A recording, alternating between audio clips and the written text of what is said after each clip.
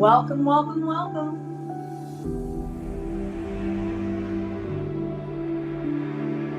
welcome. Welcome to the Saturday stream. I hope everyone's having an awesome Saturday morning. Oops. Let me just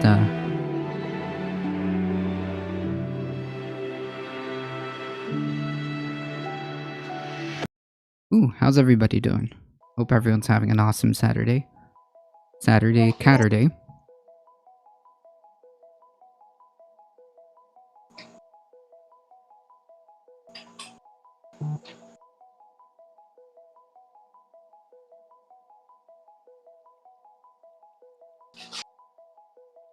I see that a lot of people today are covering the Justice for January 6th rally. So we might tune into that, or we can have it in the background just to see if like there's anything interesting or anything that happens. I saw that there was a lot of chatter about this, and we'll see. I see a lot of people covering it.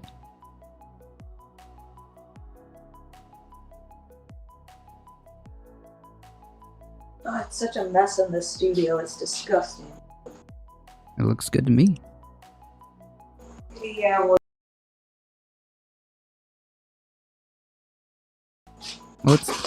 it's a workplace. I imagine so.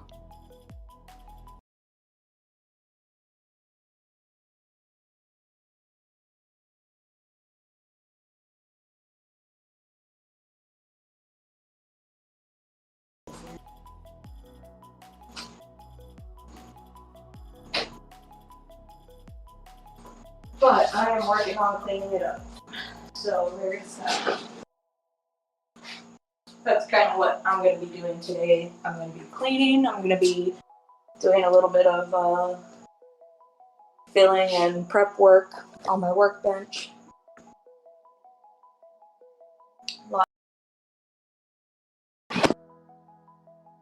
Trying to get my shit together.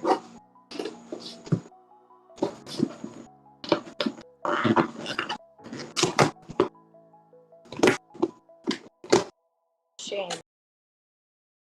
How many people showed up to the rally? 10? Well, it seems like it is, it seems like there's people there. Here, let me bring some of that up.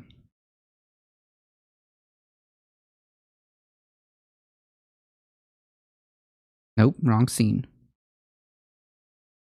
Ooh.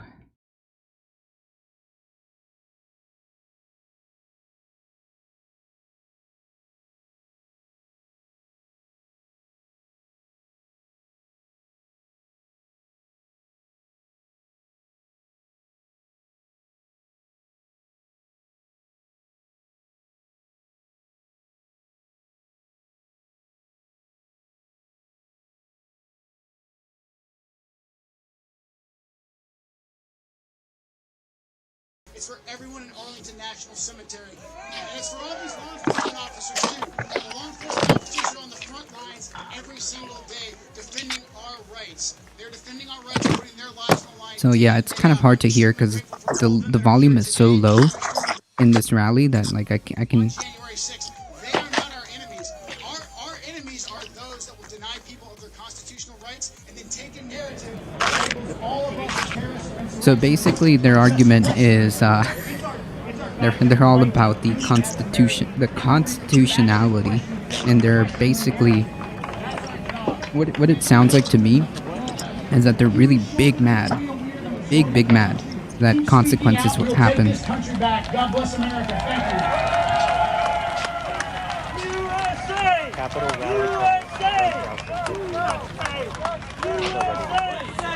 USA! USA! USA! USA! USA! USA! USA! Hey, Misinformation, how's it going? Hey, Robert, we ready to start rolling pictures and stuff? Pictures? Okay. So, I want to show you guys. Show you guys the insurrection. Robert, give us A. Let's see A on the screen.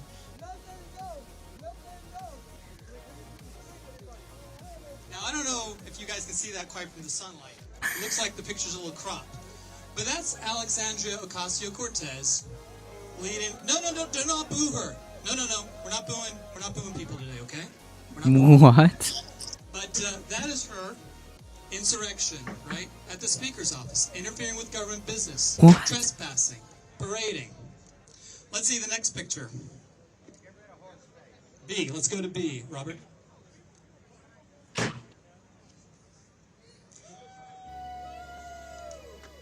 This man has not been accused of violence. What? This man has not been accused of destruction of property. He has been accused of dressing horribly, I think. It's a matter of opinion. But what he did that day, and if anybody did anything similar, does not deserve 9 months in solitary confinement. Without conviction. No conviction. 9 months in prison. Denied bail. Denied medical care. He is suffering. In fact, his mother was going to come speak to us today, but she was intimidated out of her First Amendment rights, out of fear, out of all the fear-mongering surrounding this. Is there evidence for this? All of you are out here for her because she could not be there. Let's go to the next, let's go to C, because this is kind of the point. Let's go to C2, Robert.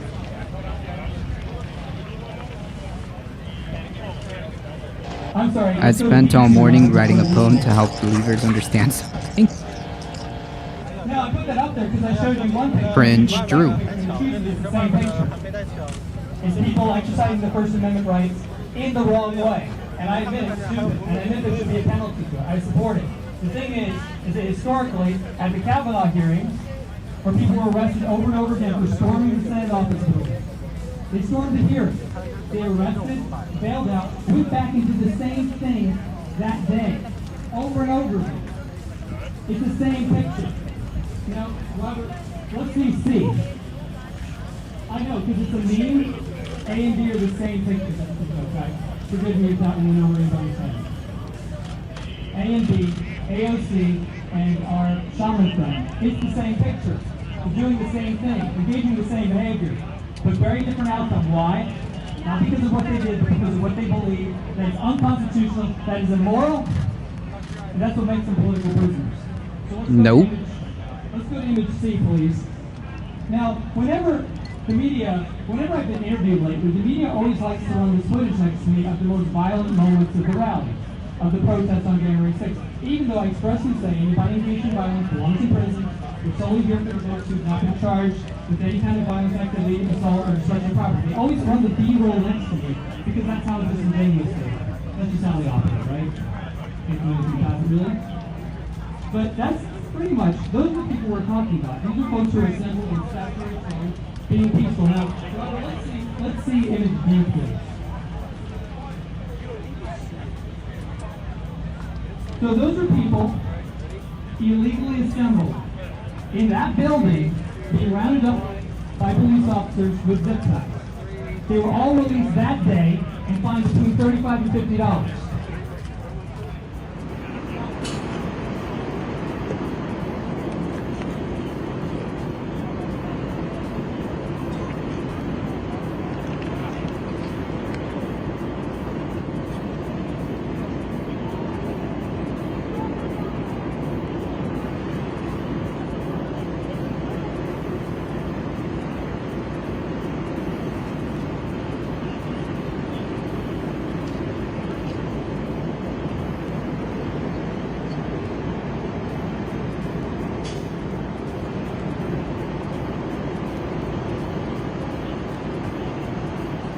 It looks like not a lot of people showed up.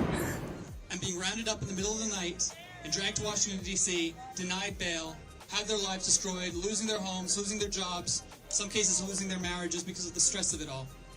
These people did exactly the same thing. Released that day. No one called it insurrection. Media barely reported on it. And when they did report on it, it was favorably. Robert, let's roll video F, please. Let's roll video F.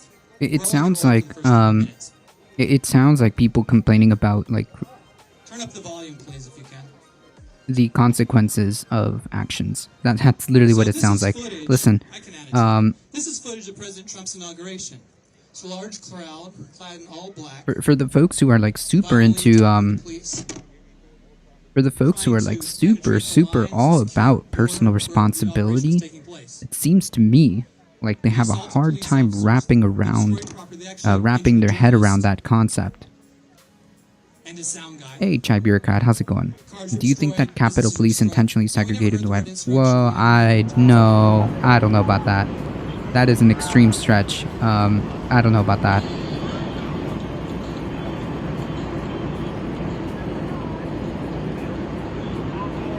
I mean, you can make assumptions, but I just don't know like how accurate that would be.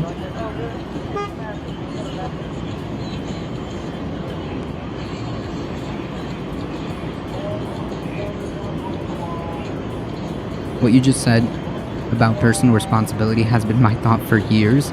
Yeah, I mean, like, it's clear as day. It's like, it's clear as day. Like, when it comes down to it, when it's on them, all of a sudden it becomes, oh well, it's not my personal responsibility. They deflect it.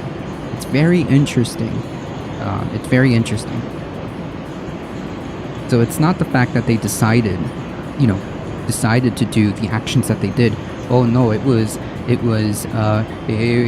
led on by Antifa, or no, it couldn't be the fact that you made that decision to do that in January 6th. No, it had to be some type of governmental psyop. Some type of they're just doing that to have political prisoners. It couldn't be the fact that I actually made the decision to do the things that I did on January 6th. No, couldn't be that. No long-term consequences, no FBI visits, no lost jobs. In fact, with the little media that did cover them, reported the most. And then, when all else fails, we cannot have a two-tier justice system in this country based on when all else fails, just do whataboutism. It wasn't an assumption. That's why I asked you. Please leave the comment if you will. No, I'm not. Well, I don't think there was anything wrong with anything. I'm just saying I don't see any.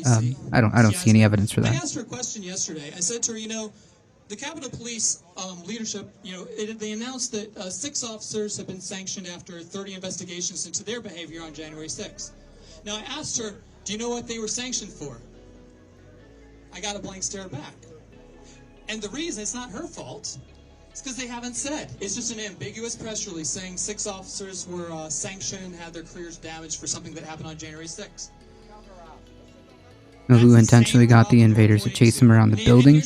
Oh, no. Well, that story was someone who that cop, literally all he was trying to do is to lead them away from lawmakers. In fact, because of his actions, he ended up, without him knowing, he ended up saving Mike Pence. Drew. Is this like the counter protest?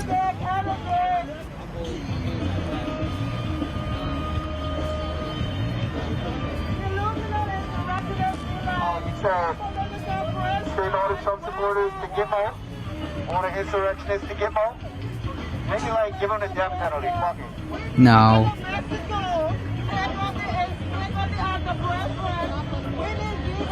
Oh yes, they're not political prisoners. They're all terrorists.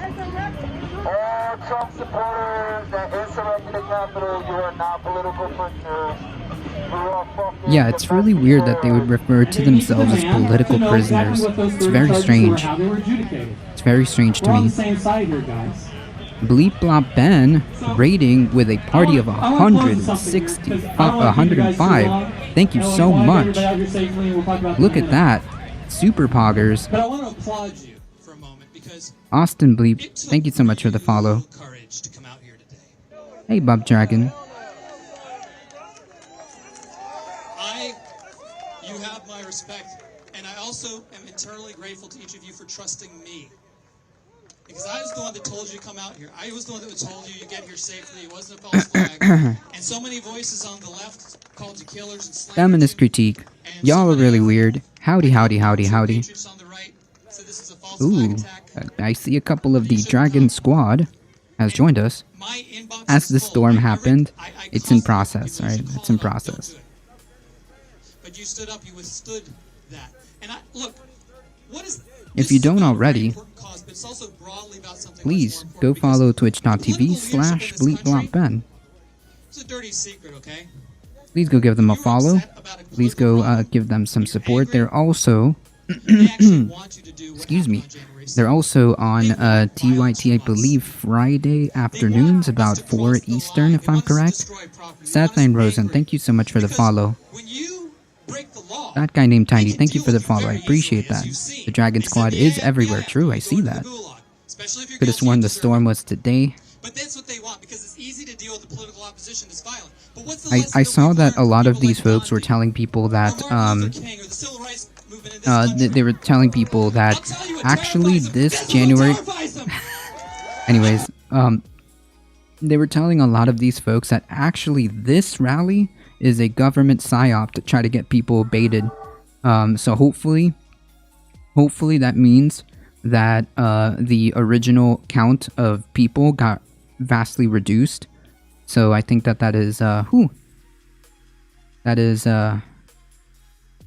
lucky. I think that at the last minute, people like Lynn Wood were telling people to stay home because it was some psyop type of operation, and to stay away because it was some kind of like government trap. Which, hey, you know what? It worked. Dragon Squad represent. Fuzzy House Dragon here. Howdy, howdy. Y'all make me want to change my name to Superfly Dragon Guy. Well, you should if you're the Dragon Squad. Hi, Relisha. We should start telling them that on election day. You bet they're getting facial recognition out there in that crowd. Oh, well, yeah, I mean, there's like cameras everywhere, I assume. And just assume that if that's how they found some of these people, by analyzing, like, you know, pictures and video, I mean, there's clearly live streams going on. So yeah, if anything happens, you best believe that they're going to use all of that to find them. So I don't know. I'm going to assume the probability of something like happening in this event are low. And the this time the response is not without preparedness. I think, as you see, like they're already out in riot gear as a preemptive. They're already out there as a preemptive, all geared up in riot gear and stuff like that. They're already surrounded the Capitol. They estimate that about 800 people, so I'd say, so they ID'd 75% of those. Yeah, like, there's plenty of video, plenty of, streams going on that made it just, like, easy to identify, and especially the fact that all of these people aren't really going to, these people aren't necessarily fanatics of masks, so yeah, it's gonna make it that much easier. That plus people who know them, have ratted them out and stuff like that, so yeah. Yeah, rookie numbers. Let me distract manga and don't let me distract you, but they said I either had to go or, you know, gotta be arrested, basically. So I had to come down here. So I'm good with that. They're very, very dependable. And, just saying, it was what they wanted, so I'm like, okay. Hey, what's your name? Non-violent people. This is about the lack of transparency. This is about the great cause that Paris said indicated that there would be additional victims that day, and we need transparency. We need that to be there. The very government that supports defund the Let's get Susan. Maybe the journalists will join in with this, because this is First Amendment stuff, right? Come on, journalists. Release that video! Release the video! Release the video! Release the video! Wait, what video? Release the video! It's a First Amendment thing, folks. Don't worry. Yasmin, if you start cheering with us, I won't tell your boss. We won't get you fired for cheering with us. So, I want to bring things to a close here, but I do want one more round of applause, because look, a lot of the guys that are out here today, you know, they're doing their best to do a job. They're ordered here by political leadership who, I appreciate everyone keeping us safe today. Yeah, I don't even know what video, much less them. Of community organizing, okay? That's what I am. I'm an America First community organizer, and someday all of you will be too. But setting up and keeping us all safe, that's not my area of expertise. I really respect the people who came out. The Capitol Police have done a wonderful job communicating. What a half-assed chant. Well, there's not exactly a lot of them there. I mean, there are people there, just not a lot of them.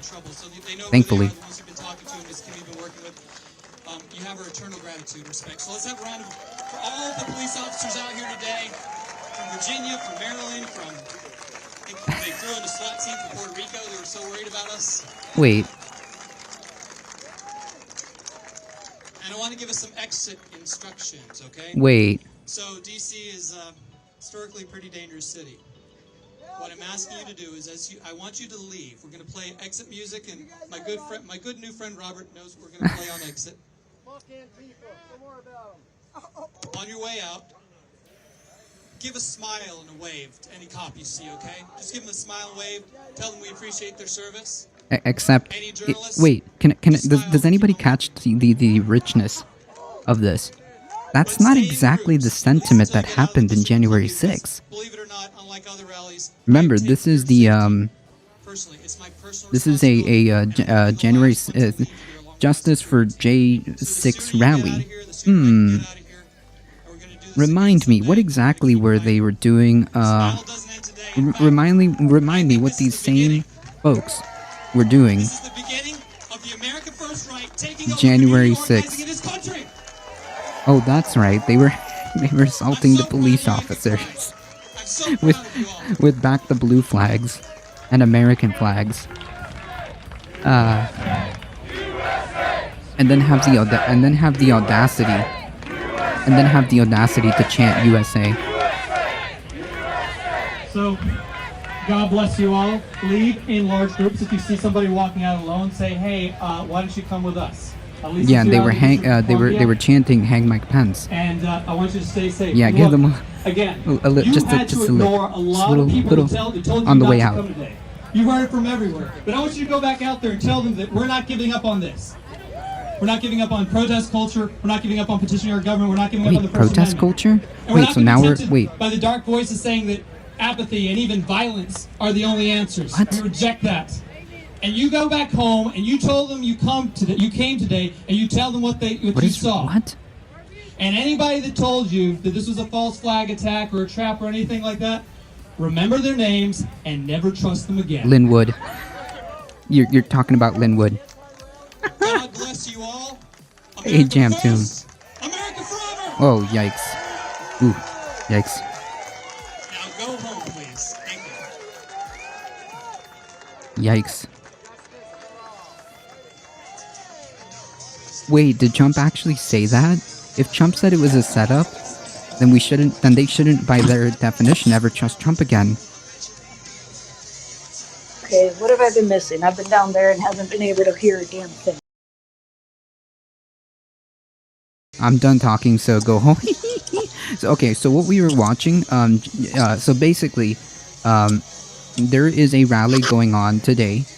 It's one of those like MAGA type rallies, that are showing support for the January 6th,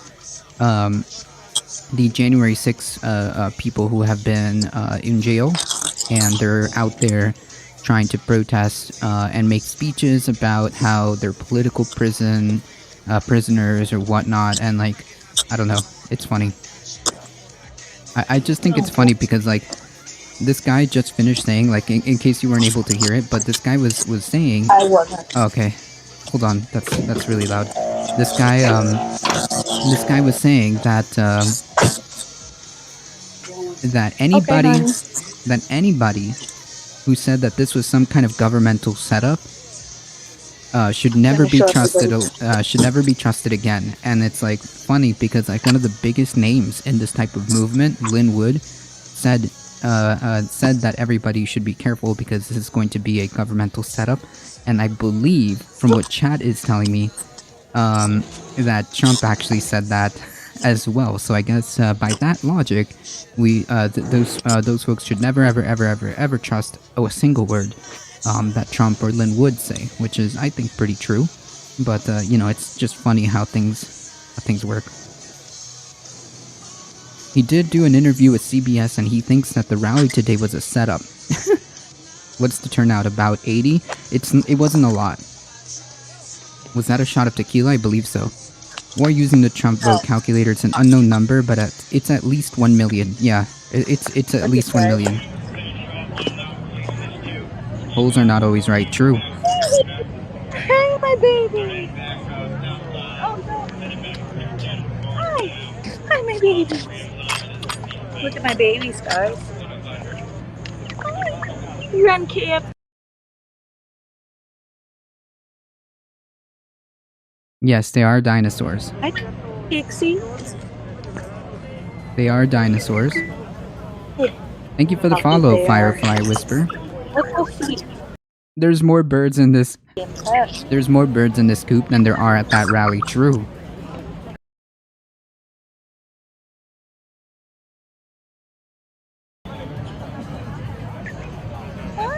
They love being pet. You see them coming up to get pet? It's hard because I think the signal there is pretty bad. It kind of freezes. But we kind of see. Here, let me try.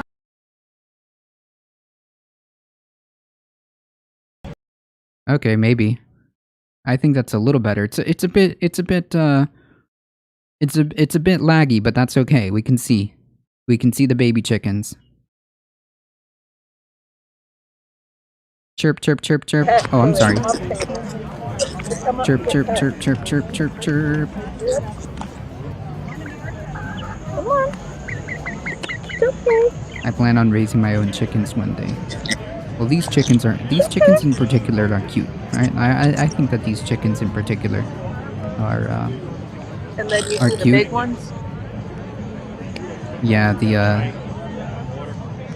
hold on, let But me these ones, I raised them. They were babies. They're like freaking cats. They're so damn cute. They love being pet. They're hella friendly. To raise them, I just got them when they were like old enough to go outside. So they're not super friendly, but that's cute.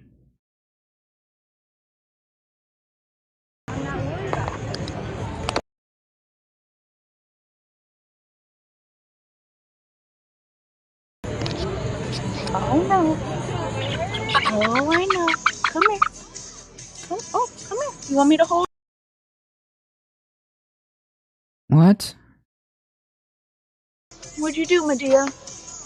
Medea. There's Medea. Oop, Medea. Oop, oop, oop, oop, oop.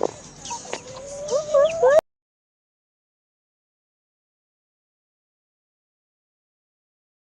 Wait.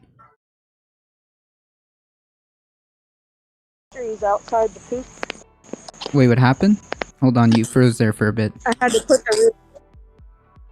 to put the rooster outside, see him? Oh, yeah. He was attacking the babies. Oh, no. And, like, really, really badly hurting them. Yikes. So we put him out. Yikes. Hold on, folks.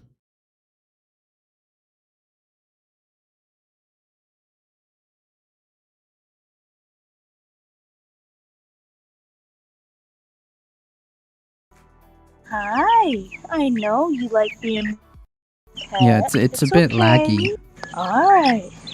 I don't know if it's maybe my internet, but it's a They're bit so funny. It's a bit laggy because like No, it's fine. Oh, I had to turn the Wi-Fi off because it doesn't reach down here, and all I have is 1 bar LTE. yeah, it's a bit. Yeah, it's funny because it like freezes for a second and then it like speeds up.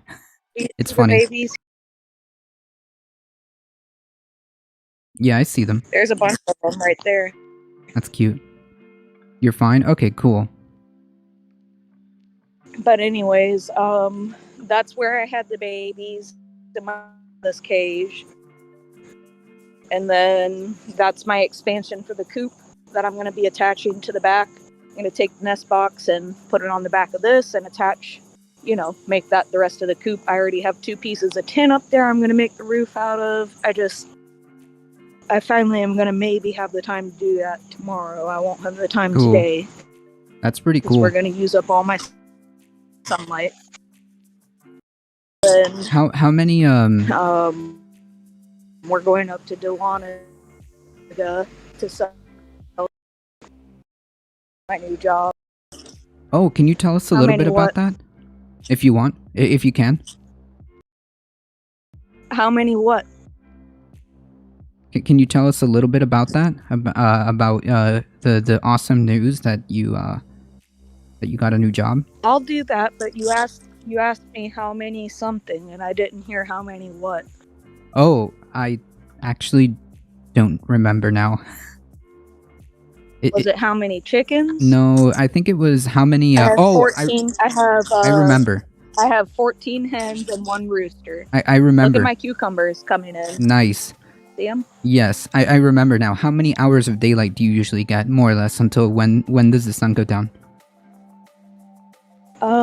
Right now the sun's going down around 8:45. Wow. Thank God they're not storming the Capitol it's today. pretty True. dark. It's pretty dark until like 8:45. Okay. I can barely see the J6. All right, hold on. Let me just do that. Would that be better? I think. I mean, there's not much going on. I think I put it on mute because I put it on mute because I saw that they were playing some music.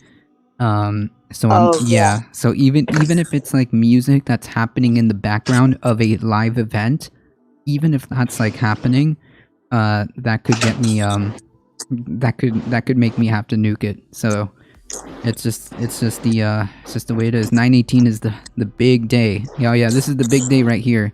The handful of people that showed up, listening to listening to a couple of people ramble on about something political prisoners, something.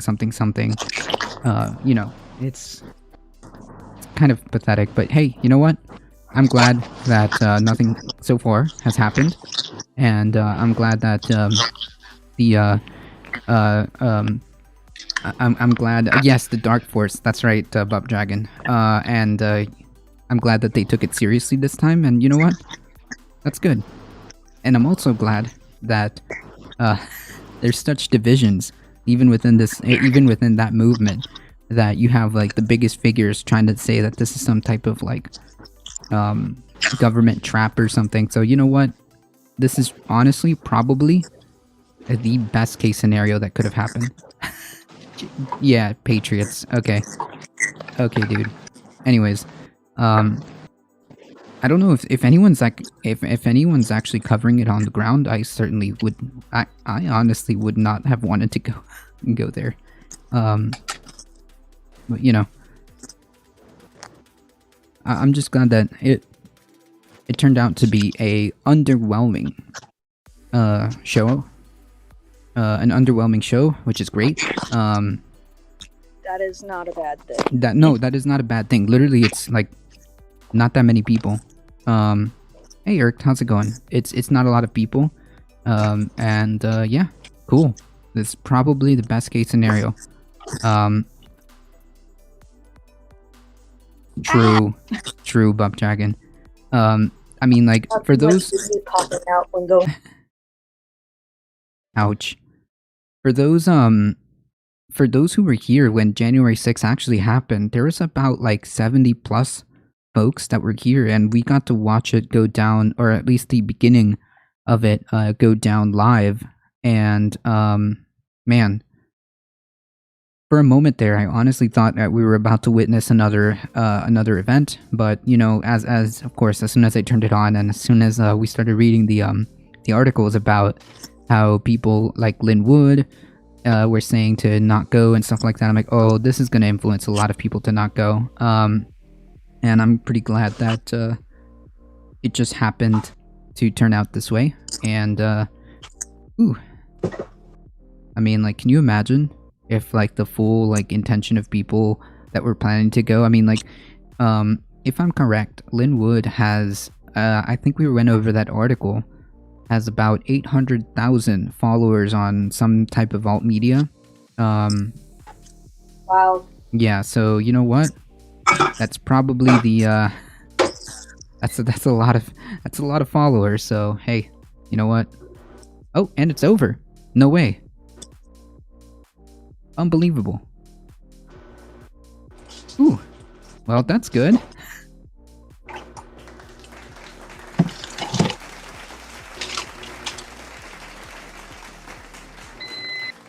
That's that's probably the best case scenario. It's probably the best case scenario. To me, this proves those voices started and could have stopped. Yeah, well, actually, you know what? There's a good point there. To me, this proves those voices that started could have probably stopped January 6th. Yeah, I mean, like, when my whole thing that I've been kind of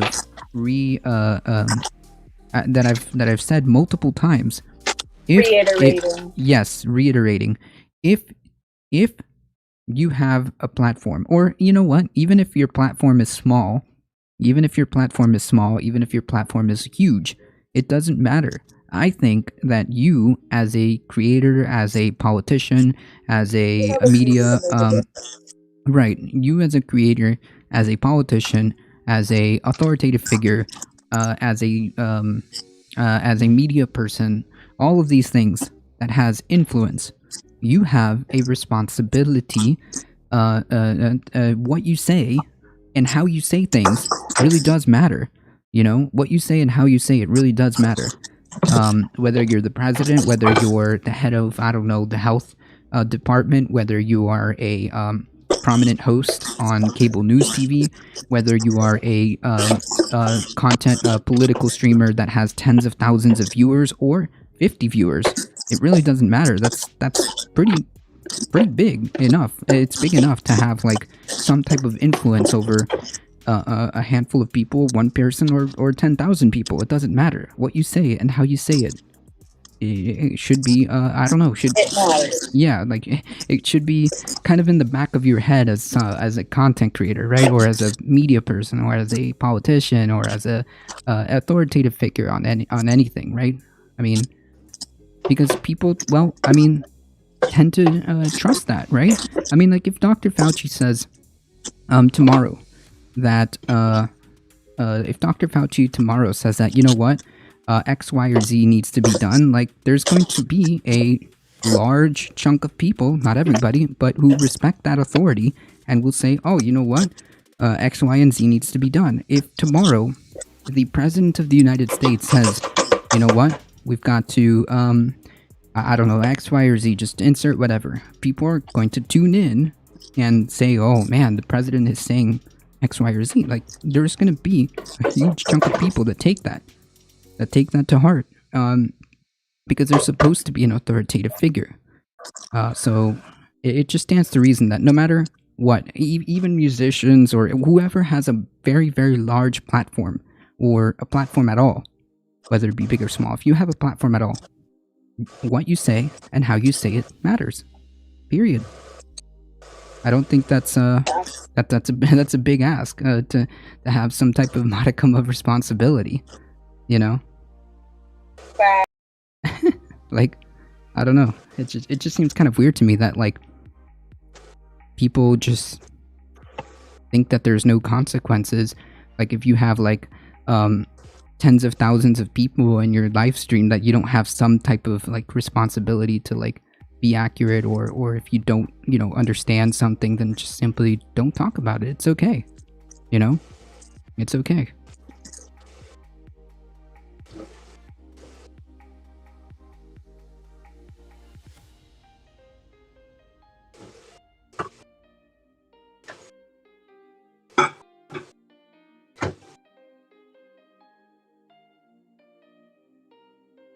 I think it's really frustrating, especially in today's day and age, where everything gets circulated so quickly through social media and, you know, whatnot. Somebody said this the other day: a lie can travel around the world faster than the truth before the truth can even get its shoes on, and it's quite true, especially in today's day and age of social media. I mean, like, it's instant. Somebody sees a tweet somewhere, and it's gone. It's off. It's off to the races. Today, What? Awesome.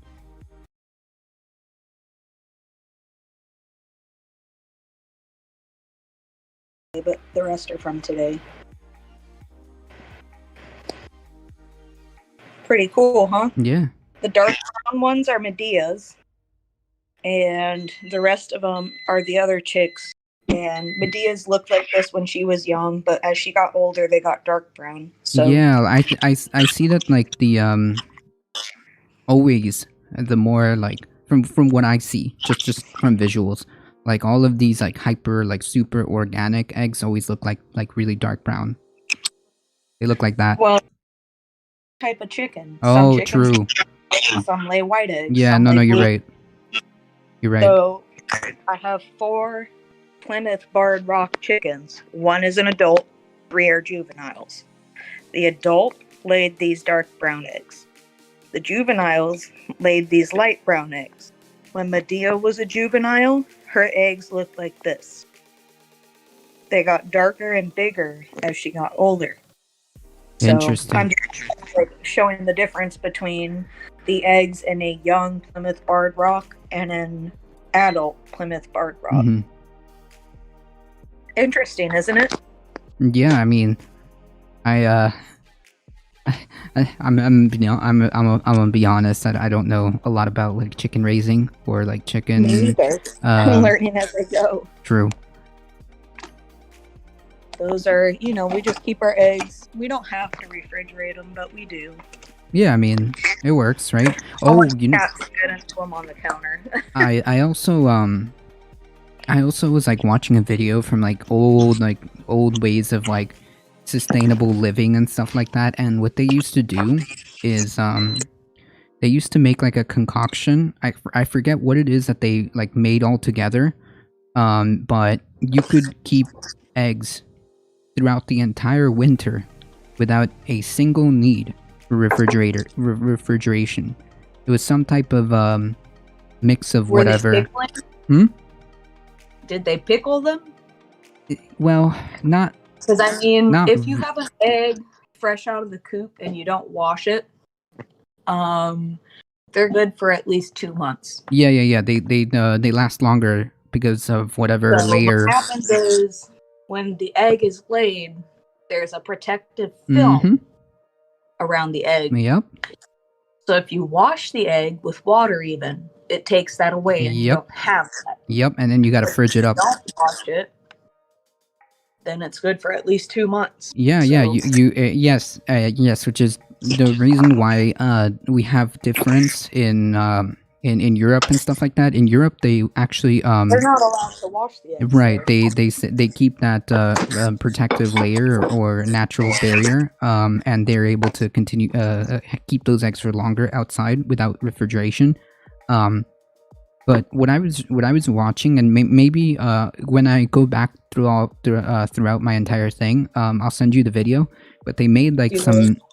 It's not really, like, pickled, but it's like some type of I don't know, mix that they are able to keep a lot of extra eggs, and it keeps them for, like, months and months and months and months. Anywhere from, depending on how depending, it could be anywhere from 6 months to almost a year. So it would last all winter. And all you have to do is just pull out the egg and wash it and eat it.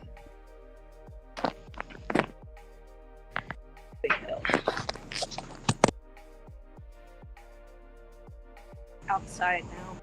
Nice. Got my burrito. What is that the famous is it risotto? Risotto. Yeah, is that the famous risotto? Yep.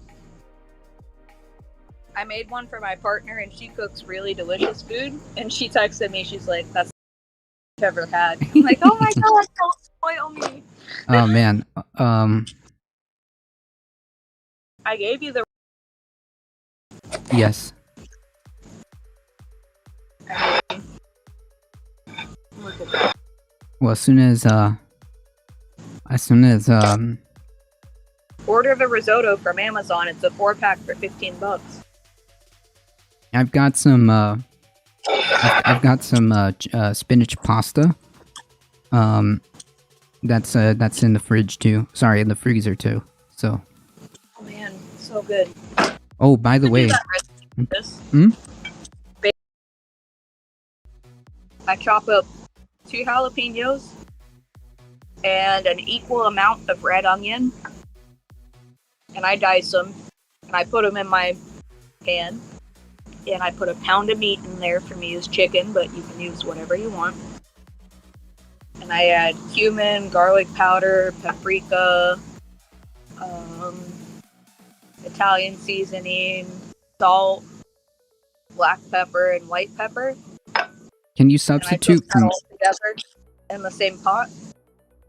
And then when the chicken gets to 165 degrees or whatever your meat that you choose gets to the done temperature, take the meat out and then pour your risotto in to the remaining mixture and add some milk. And I cook it in either buttermilk or milk and butter. It's not really the same thing, but you get a similar result. Can you substitute, for example, can you substitute the chicken for like mushrooms? Yeah, for sure. Interesting.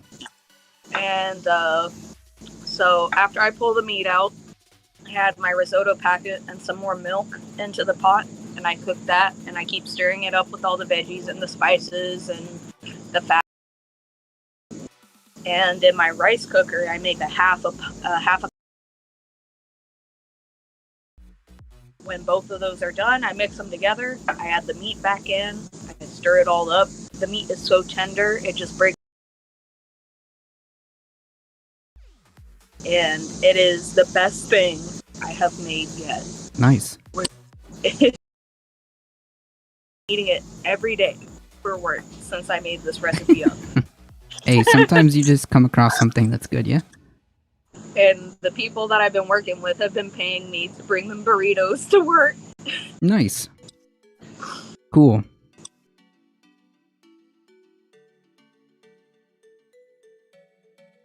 And for me, are from my own garden. Yeah, oh, speaking of which, so today, I've been noticing that, the top, oops, hold on. I've been noticing that the top of my, trellis that has all the cucumbers, which I'm super excited for, because we've got like a handful, I would say more than a handful of cucumbers that are coming, I've noticed that the top of the trellis of the, of my cucumbers have been like really like eaten, and I'm like, what's going on here? I started reading about like cucumber beetles and stuff like that, and I was like, well, maybe there's like something going on here. Maybe it's that, or maybe there are caterpillars or something like that. And sure enough, there are some caterpillars, but they didn't create all that destruction on the top. So I was like, there's something going on here. Something going on here other than that, because like every time I see like the caterpillars, they eat like a piece of a leaf, and you can kind of tell where they are, but I really just didn't understand, like in one day, just boom, the entire top of my trellis is gone of the cucumbers. And sure enough, yesterday, as I walked out into the morning to do my morning check, because I just wanted to make sure everybody was good, there was a giant iguana right next to my trellis. And it turns out cucumber is pretty tasty to iguanas. Cucumber leaves. And I was like, no way. No way. I learned the hard way. So now I gotta figure out what to do. Oh, I think... Wait, are we good? Hello? Don't tell me I've been talking to myself this entire time. Well, that's okay. Chat heard the story.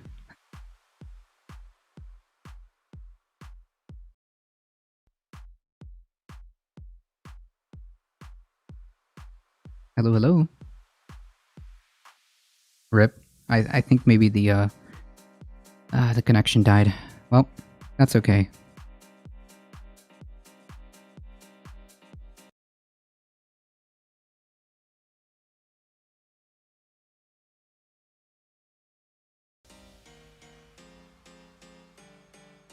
Here's a picture of Oreo. I would have guessed the beetles. Yeah, I read that there's such a thing called cucumber beetles, so I was on the lookout for them. And well, I guess we'll wait till our co-host comes back. So I'll just put myself here. So I read about cucumber beetles, so I was like, oh no, maybe they're being attacked. But nope, just one giant iguana about this this size was like right next to it. I was like, you.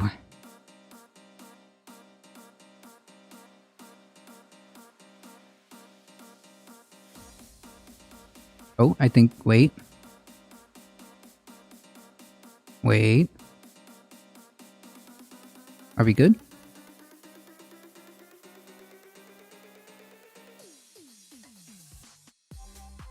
Hello, hello.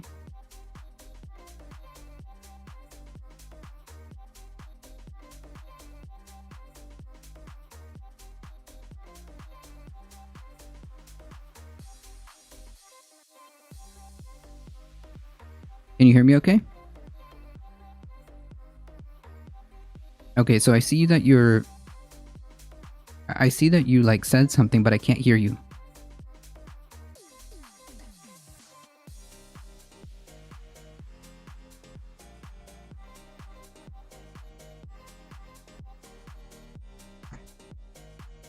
I think. Can you hear me? Yeah, we're back. All right, hold on. Let me move. Oh yeah, so as I was saying, I'm just gonna. My phone died. Yeah. Well, that's okay. All right, really quickly, I'll just redo the story. So we were. So I was saying that you know, my cucumbers are looking really good, and I went outside the other day to check on them because I check on them in the mornings. And I keep noticing that like the top of the trellis of the cucumbers are like completely raised, like gone, all chewed up, everything. And I thought, you know, like I was telling chat, I thought there was like beetles because I read that there's such a thing as cucumber beetles. And I was like, oh no, it could have been beetles, caterpillars, whatever. But I've seen the caterpillars. I know what their bites look like. This is something else. And sure enough, so I went outside in the morning and this giant iguana about this about this big. What? Yeah, was hanging out right next to it. I was like, you. I think just like bolted. I can't see you, by the way. Oh yeah, because I have my if I do that, then it's gonna ruin how I have some of the stuff set up. But that's okay. Just imagine an iguana about 2 feet. Yeah, about 2 feet. Just the body without the tail. Just like. That's a baby. Well, you're right. So I should say more or less like a medium iguana. To me, it's huge. That's a That's a juvie. Oh. Speaking of baby iguanas, I have to chase out the I call them the Yoshi squad because there's always like they come in 3s or 4s. And they're like these tiny baby iguanas, like newborns, because they're like literally the size of like the brown anoles. So they're babies. They're like barely. They're just newborns. And they have a preference for the tops of my poblano peppers, and they just raise the top of my poblanos every single time. Every time, and it's like, come on. I have to chase. Terrible. I just chased them off. I've caught a couple of them, and like I put them like on way other side. Yeah, I catch them with nets. Because they swear I can't see them. Because they think that they're blended in. So I just like catch them with the net, and I just like move them as far as possible so that they don't come back. So far I've gotten 3 of them. I think I'm missing 1 more of the Yoshi squad. So as soon as I catch the final Yoshi squad member, I can evict them and put them on the other side so that they can eat like just regular stuff. I don't know why they need to eat my my peppers. There's like an entire plethora of bushes that they can eat, and like they choose specifically to go after my peppers, and now I noticed that they go after my cucumber. It's unbelievable to me. But hey, you know what? The cucumbers, the actual fruit themselves, are growing. Are growing. We've got like a good handful already on the way. So as soon as they're bigger, I'm gonna post another update. Because more or less, Well, I showed you mine earlier. yeah, more or less, if you guys go to the Discord and go to the garden section, it kind of still looks more or less like that. But the actual fruit themselves are looking a little bit bigger. Also, I noticed that a lot of bees have started hanging around and have started pollinating the cucumber plant. So it's really neat. Like I have a whole little like host of bees that are like coming in and out of the cucumber flowers, and out of the jasmine bush in front of the apartment, and it's like really cool. The little bees just keep like coming in and out, and they have like a new food source. So I was like, wow, I didn't know that they liked this these cucumber flowers, because they weren't there before, but now I guess they like learned that there's flowers there. Wait.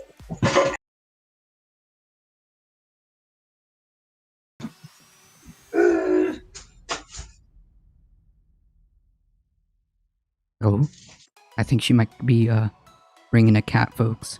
Hang tight.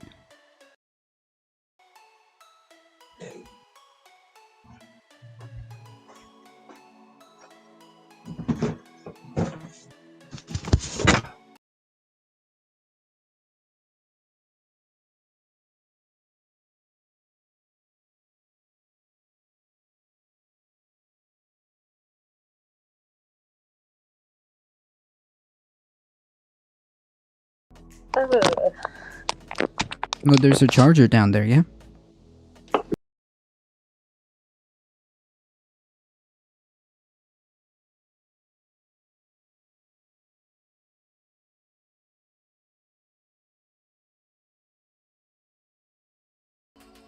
Can we get a quick shot of one of the kitties? The kitty cats?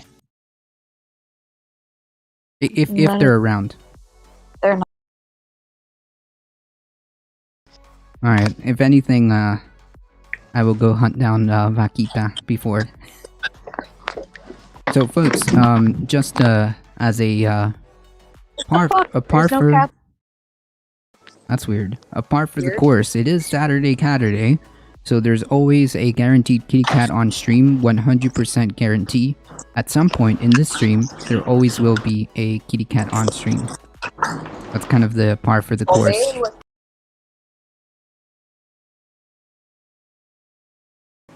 down here. Whoa, I almost fell.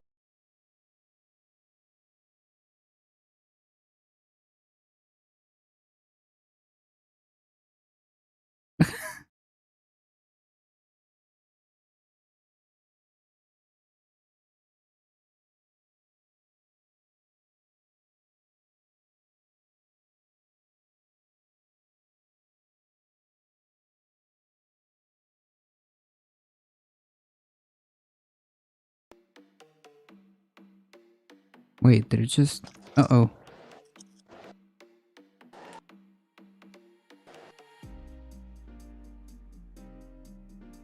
Hello, hello.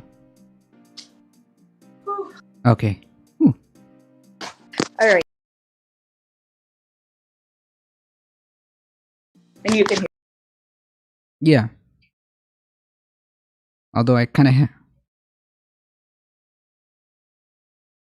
Blowing out a good part of the studio, kind of like trying to blow out the surface and stuff, and get the fan to take most of that out of here.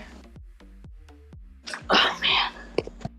So are you planning to just clean up the sawdust and all that other stuff? Part of what I was working on, mainly because it was just so gross. I didn't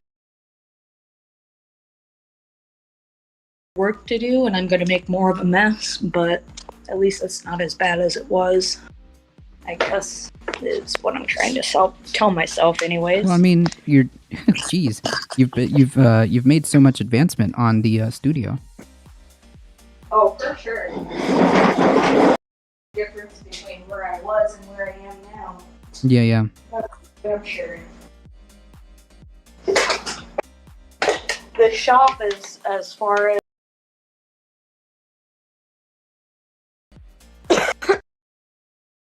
get working. If I put in a line to run my propane from outside to inside, I can start working. I'm just deluded. So. Well, I mean, no rush. Just do it when you just work as you can. Changing now with a new job, it'll be so much easier. That's awesome. Do you want to share what's going on with that, or can you share? I've been working for the same family-owned business for the last 3 years, and I had never done this kind of work before when I got hired, but very soon after they hired me on to do one specific thing, I excelled at that thing and continued to master all the other positions in our business. So I do travel a lot for that job. A minimum day for me going to and from the shop in my personal vehicle is 64 to 68 miles. And that got to be a lot. And the raises weren't that great. I did like the people I work with up until recently, where we now have a new foreman who's a filthy racist, and I just can't do. That was the straw that broke the camel's back for me. So yeah, I mean, if it's so like uncomfortable, I mean, I don't think I could do it either. Talk about chest pains and headaches and everything. Thinking about going to work and being around this motherfucker. So that was the straw that broke the camel's back for me.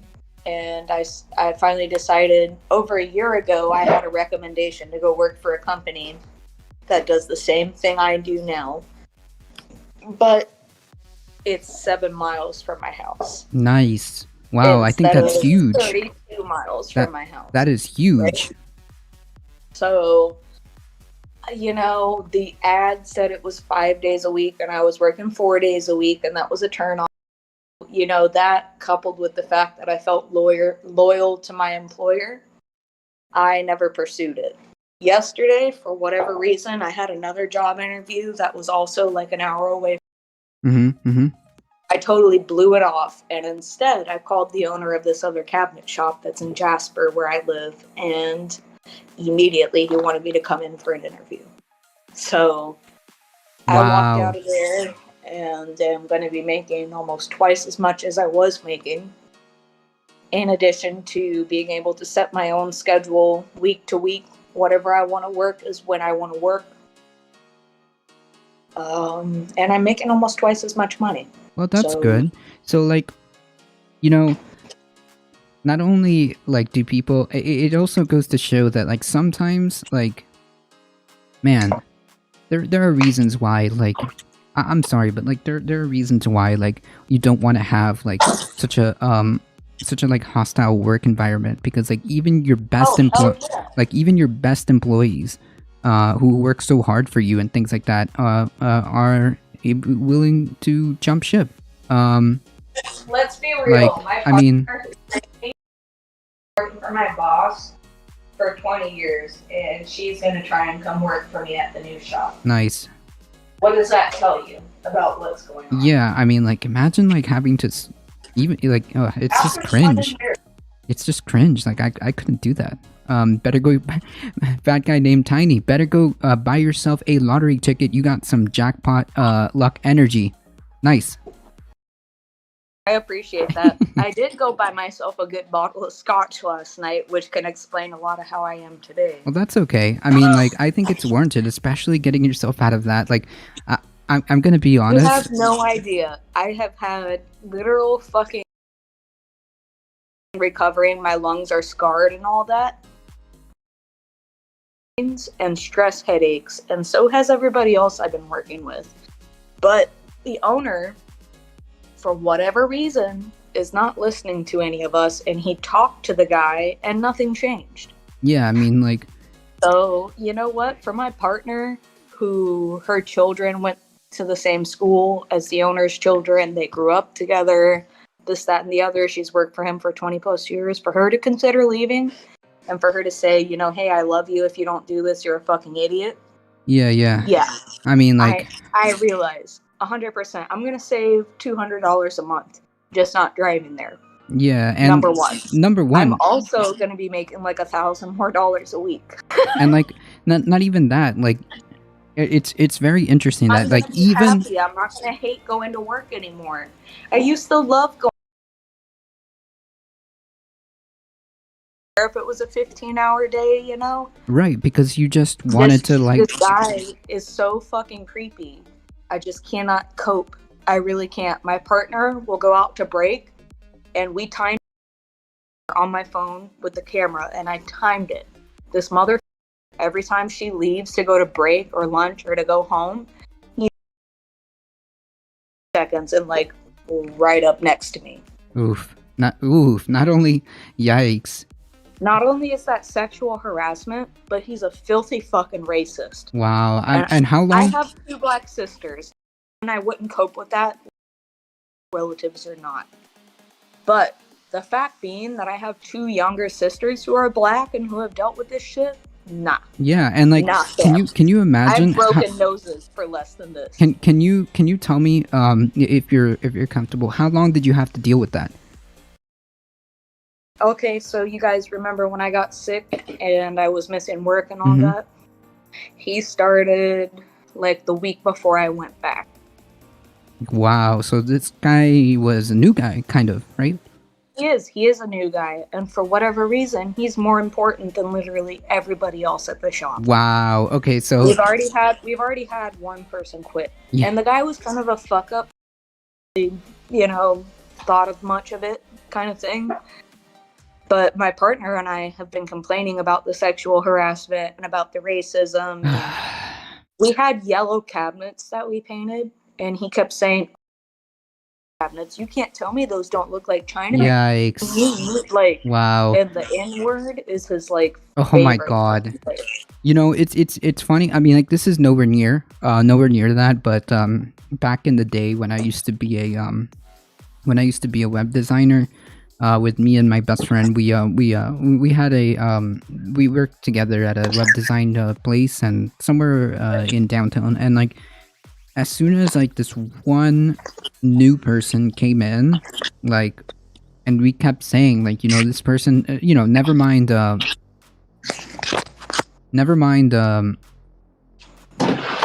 yeah, exactly, Hurt. It's pretty cringe. And never mind the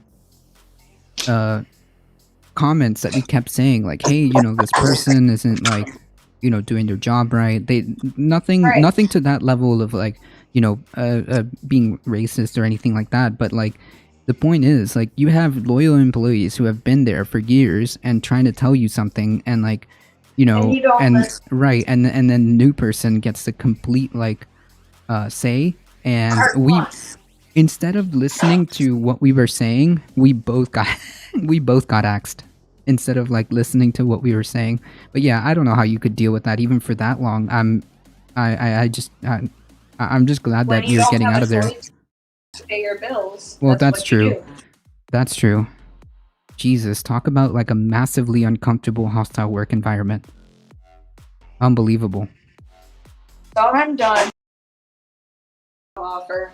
I have my first day as a trial next Friday. Nice. I'm putting in my 2-week notice. Well, I'm so glad that you got out of it. If this guy does anything to piss me off, I'm a walk out of that bitch, and I ain't gonna think twice about it. Yeah, like, you know what? So if my new boss said I can start whenever I want. True. I already have a code in the building. True, like, you know what? Bitches. dealing with that. Yeah, and like, you know what is, I always found that very, very weird how the onus is always put, like the onus of responsibility is always put on the worker, who always has to be like, just to keep, you know, taboo, just to keep in line, you always should give a 2-week notice or whatever.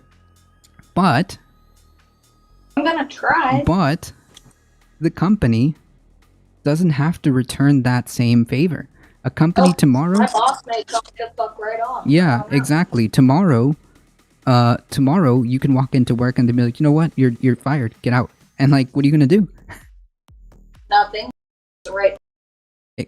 Right, because it's a right to work state. So like, I always find that like interesting, right? It's like the workers have the onus of saying like, oh, you know, we got to give the 2 weeks because the poor company needs all this time to find the replacement worker and all this other stuff, and it's the quote responsible thing to do and stuff like that. But like, I don't have 2 weeks. I don't have 2 weeks to find a new job. If Monday, I log into my work and I get a message from my boss saying, you know what? We appreciate all you've done, but you're fired. Get out. Like, what am I supposed to do? Like, they don't say, oh yeah, you get 2 weeks to go find your new job or whatever. No, it's, you're done and that's it. Exactly. It's bullshit. It is. Right, just like I have to give 3 weeks notice for time off requests, but they change my schedule at any point until 24 hours before. That's not right. Yeah, by the way, it took me 21 days going from the 1st all the way till the 20th, going day by day, asking because I wanted to go, I wanted to see about like going up, but I kept asking for days off and I kept getting rejected and rejected and rejected and rejected and rejected each time until 20 days, until 20 days later. So even though I have paid time off, which I earned, I can't just take it whenever I want. I can't take all of it at once. If I wanted to, I have to make sure that I check in. Yeah, I have to make sure I check in with the boss, and I have to make sure that nobody else is taking off, because like, you know what? That shouldn't be my issue. That should be already figured out. You're the one that's doing the scheduling. Like, I don't know, dude. Right to work? What the hell's the implication with that name exactly? Well, first of all, it's a misnomer. Basically, instead of right to work, it should be called the right to be. The right to be fired. That ain't true. It's a misnomer. It is. I'm wrong. No. I just because they make the branding sound really good. Oh, it's a right to work. Well, I've gotten my management at work trained on that front. My time off requests are not requested as a courtesy notification that I'm not working that day. True. I'm not asking for whatever day off. I'm just advising you that on this day I'm not coming in. True. That's how my new job is. Nice. Yeah, that's probably how it should be, especially if you have like paid time off that's earned. Like, come on, dude. They tell me no, I call in. They don't tell me no anymore. Wages and the ability to set my own schedule. Yeah, so I can balance out paying myself 2 weeks off with my new wages, if that makes sense. Now that's the real thing, right? You get to choose your own schedule. All of that makes it worth it. I would say just the fact that if I wake up and I'm tired and I want to sleep in, I sleep in and then I go to work. Nice. I think that even if it was the same pay, the fact that you can just kind of choose your own schedule and you don't have to deal with like the hostile work environment, I think it's already like bonuses to me. Winning. I know. But hey, you know what? It don't hurt to it don't hurt to being paid double. Just about double. Yeah. Just about. So now they don't tell me no anymore. Hey, that's awesome. Because like, all right, you don't want to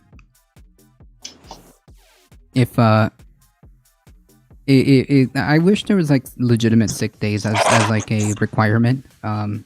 Like you have 10 days that are mandatory sick days just in case, and it doesn't have to come out of your paid time off. Because if I don't feel well and I need to like take a day off or something like that, it comes out of my paid time off. To set my own schedule, I'd take a pay cut. Yeah, right? Because like So the whole point is like the freedom of like choosing what you want to do, how you want to work, and when you want to work. I mean, like that's pretty cool. I think that's pretty fascinating. I'm down. And get paid a pretty decent like living wage, which is like I think is great. I think that's how it should be across the board. Period. Like Yeah, I told you how much. yeah, like it's more like it's perfect. I think, in my opinion, it should always be like that. You know. I 100% agree.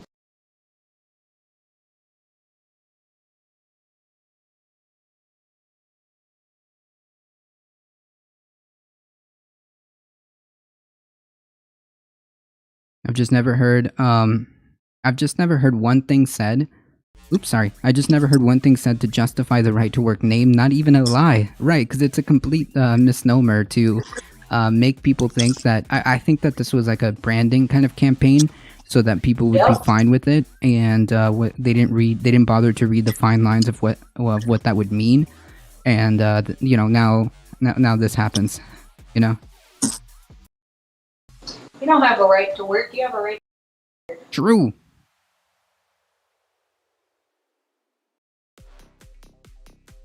Anybody who thinks otherwise is, I think that like a way to remediate, a way to I think alleviate a lot of these like situations would honestly probably be just plain and simply like an expansion of the ability to unionize and incentivize unionization across the workplaces. I think that a lot of that stuff would just get like resolved. I think in terms of like the workplace, right? I agree. The right to work just means the right to fire without cause. True, that's exactly what we said. True. The right to work means you can't be forced to pay union dues to work somewhere. In practice, it really just means employers' right to fire. Exactly. True. Exactly what we were saying. True, true, true. That dude Zoot and fat guy named Tiny. True. True. I mean, it's and it's really like, It's yeah, and like, I don't see like why we shouldn't be I think that like why we shouldn't be organizing to increase unionization. The messaging could at least match the slogan, like at least lie to me and say I will benefit. No.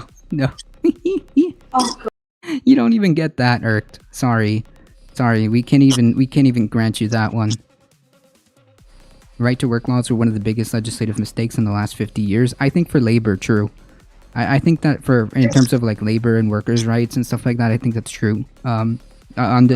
Yeah, like no doubt. When it comes to labor, absolutely one of biggest legislative mistakes, or maybe on purpose. It's hard to tell. Yeah. Know what they were doing. Maybe they didn't, but you know, when a lobbyist comes to you and says, they knew. I mean, like, I would say that, you know, when a lobbyist comes to you and says, well, you know, this legislation would really benefit businesses, and you know you want to help businesses, right?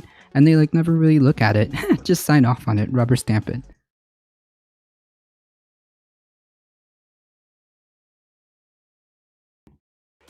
But to be quite frank, I don't know how the right to work got really traction at all. I don't know. I don't understand it to begin. Good propaganda. Very well placed propaganda to tell people that in the a very good propaganda that it was that was couched in the names of that very good propaganda that it's couched in the words of freedom to choose and you know, things like that, and it's very effective, you know.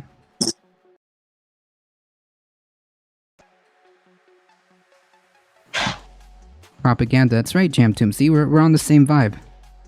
Republican business owners being anti-union and the Democrats being too feckless to stop them. True.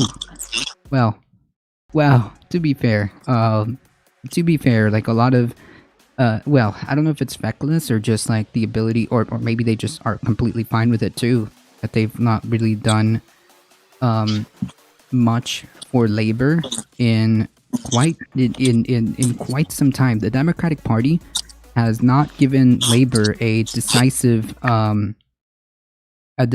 W in quite some time. I mean, like, listen, I understand that some policies that Joe Biden has enacted are okay.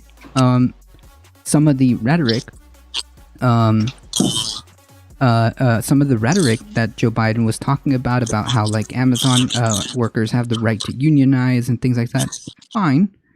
But like, the reality on the ground is like, well, how much legislation has really advanced in terms of like making sure that there are better workers' rights? Well, not much. Not much. There have been like a couple of things here and there, but really, Right, exactly that, dude suit. I think that's a good way of putting it. Just another instance of right-wing propaganda pushing the dueling narratives of personal freedom juxtaposed with victimization. Get your freedom over these repressive unions. Right, like, listen, I think that there have been, certain instances where maybe unions have acted questionably, but like, I think the overwhelming majority, the unions do more good, I think. Well, when was it? What was it? 1992. The last time the minimum wage was raised. That was the last labor win we've had. Right, like I said. You're absolutely right. Fat guy named Tiny. The Democrats, or the Democratic Party, has really not delivered very much W's to labor. Not much. There's not really much to show for it, and I think that they should. I really think they should. They really should, focus some of their efforts while they still have whatever slim majority they have. I think that they should focus on things like giving more resources to the NLRB, so that they can enforce whatever labor laws that we have. I think that also an expansion of workers' rights should be in order. And I think that just across the board, things like right to work should just not be allowed. And I think that there should be ways to encouraging unionization. I think that, 10% or 11% of the entire workforce is unionized? That's pretty abysmal. That's nothing. It is. It like, should be 100%.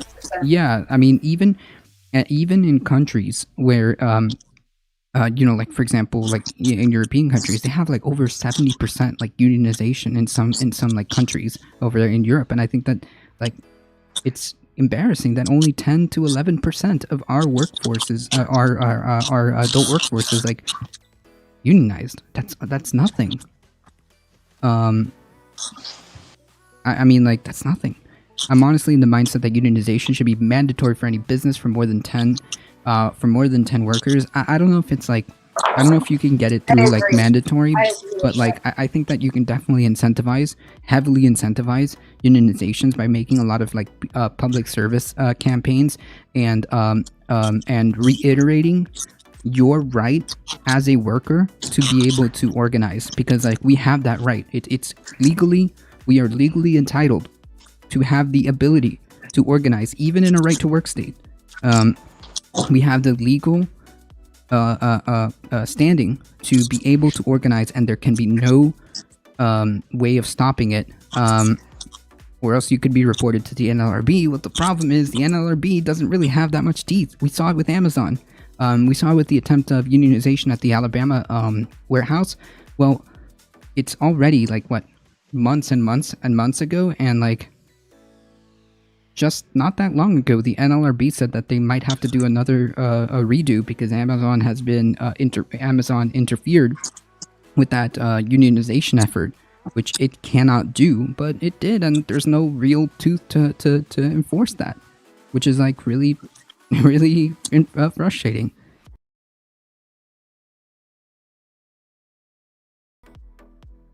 Did they reject the vote results? I think that they said that they they found enough to make. I think they commented on it.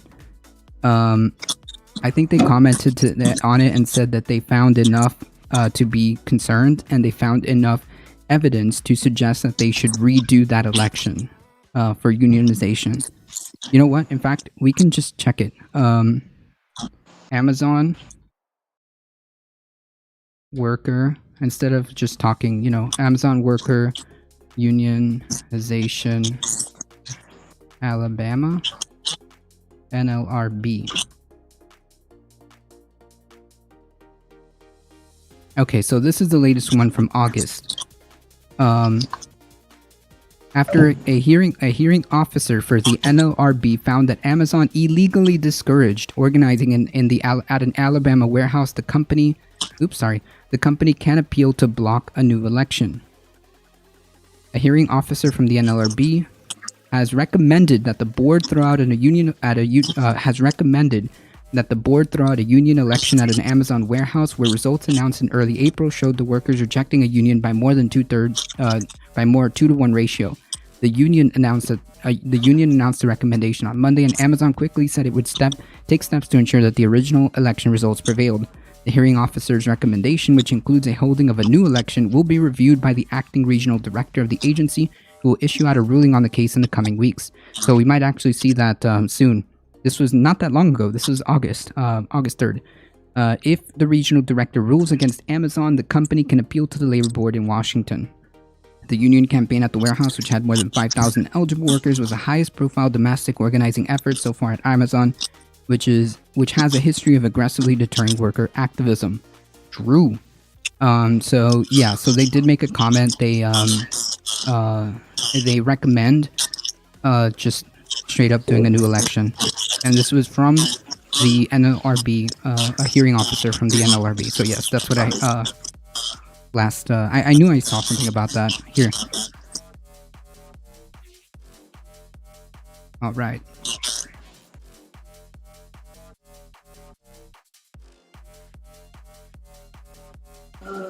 So much putty.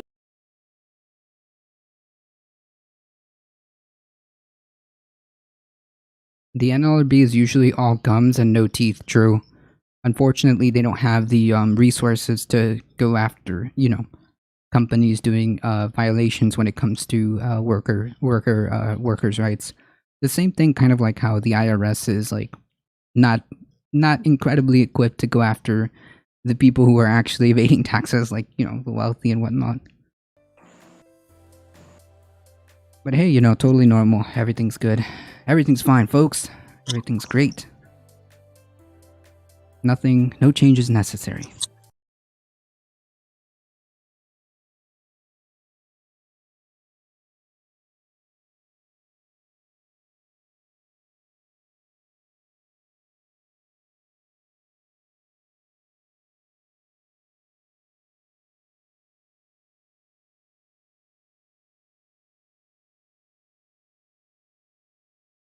You know what we need? We need like a tiny little tripod for your phone when you start working from the studio, so that you can kind of like put it there. It's so good. Cause like, the heck? So hold on. Yikes! I just heard like a big what sounded to be like a transformer. When like a power surge happens or something. Sounded like a transformer just went off. Ooh. The IRS could probably rehab a lot of their image if they just stop auditing anyone making less than $100,000 a year. They need more resources to go after the big fish, but focus on the trophies instead of the minnows. Yeah, that's what I'm saying. Like the IRS like should be I think that they also I think that they are also pretty like toothless to go after like the people who need to be, to the people who actually should be gone after, and instead, like you say, they like show up like, oh yeah, look, we did this, and they're just like smaller fish, and instead of like people evading to the tune of hundreds of, it's a billion a year when you combine it all. It's kind of not cool, but hey, everything is fine, right? It's all good. Everything is very normal. Very very functional, very functioning system. It's all good.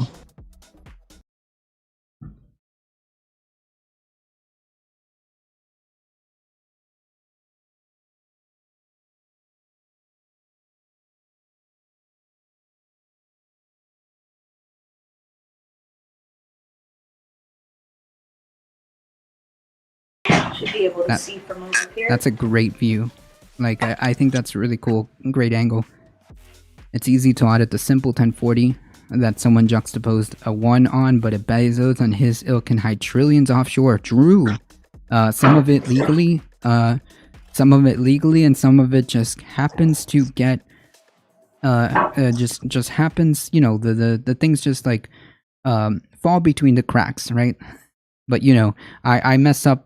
I messed up once because I don't know how to file taxes. I messed up one time back in 2012? Man, I forget. But I messed up once because I had a 1099 that I must have misplaced, and it was a total of like, I don't know, like $600 something. It wasn't a big amount that was in that 1099 because when I originally started at one of my other jobs, they originally paid me that first part with a 1099 because whatever, they weren't completely set up. It was like a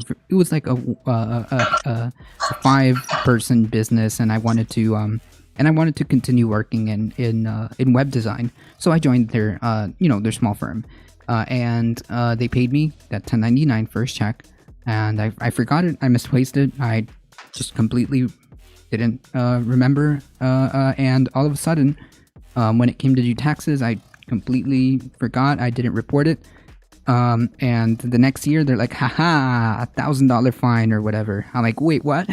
Wait, it was like $1,000 something fine. Oh yeah, for missing one form. So, but you know, I missed one loan in my consolidation package and ended up owing $75 on it for being 3 months late. It cost me almost $6,000 in garnishments before I was able to rehab that loan. It's ridiculous. Yeah, like you get punished. You get punished so harshly for like literally the most like minuscule like mistake when it comes to like financing, but like people who have the resources, the wealth, to A, hide these things, or B, not get audited. They make large figure mistakes, and yeah, they just get away with it. $75 cost me $6K. Like, is that fair? Is that fair? Probably not, right? I would say that that's pretty cringe. $75 costing $6K because you missed one. You dared to miss a single thing. How dare you? Yeah. I'm just gonna start incorporating a bunch of shell companies and playing their games against them. I mean, like, yeah. At this point, like, I don't even know. I don't even have the ability to start that. Right? It costs a lot of money, doesn't it? To start a whole bunch of like shell companies and start like making shifty moves with money. I don't know. Maybe it's like it seems complicated, but it's really not. But they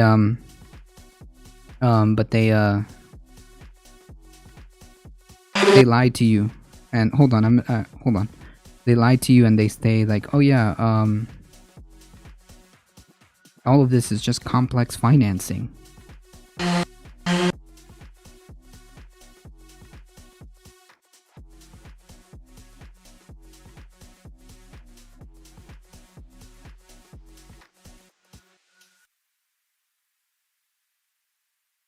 I think you can incorporate in Delaware for like $250 or something like that, but I know they're super cheap and super lax on corporation laws. Yikes. Hold on, folks. While this is going on, I hear my cat is actually banging on the door, begging to come in. So hold on, folks.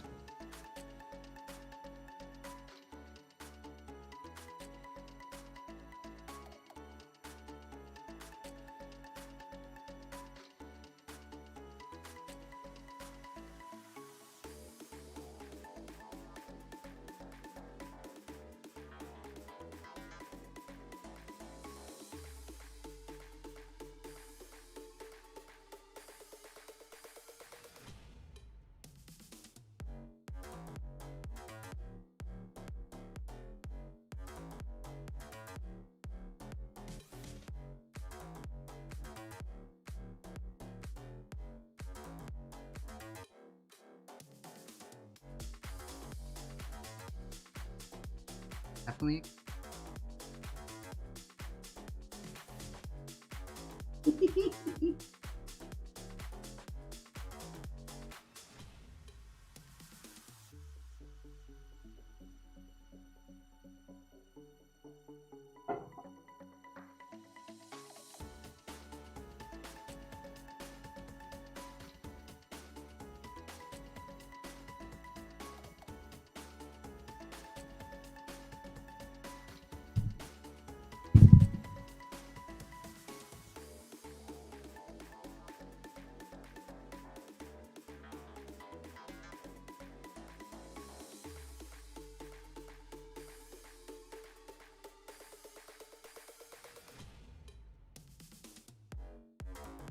Yeah, so first of all, Spicy Kitty, she almost like went after my face.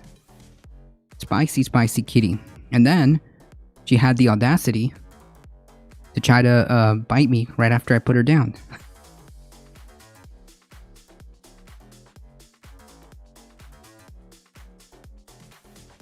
Ooh, I guess she just wanted to hang out and say hello to everybody, but not too long though.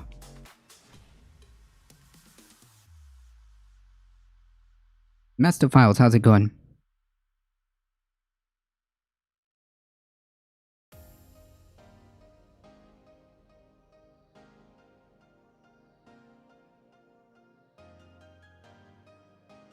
Mr. Foley's, sorry.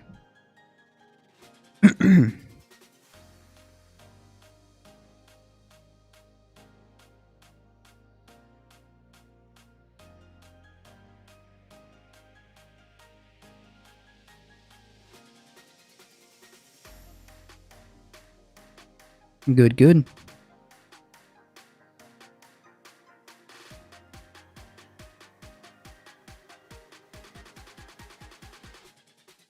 There's a building in Wilmington, I believe it's a one-story office building that has something like 30k corporations registered to its address, including more than half of the Forbes 500 companies. Wow. Totally normal, totally fair system. Very, very normal, very, very working. I think that something similar would be how there's like one building in the Cayman Islands that are like has like a ton of shell companies.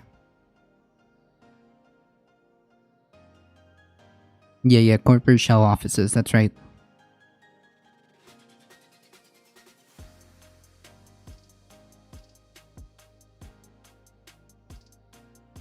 I think that the solution would have to involve some type of like international cooperation to kind of like just as a whole, as a collective, decide that, like, you know what, there will be no such thing as like tax havens or anything like that. Like, it has to be some type of like international cooperation where we say like no country can be like a tax haven, so that people can just like skip out on paying their taxes, their fair share of taxes, you know?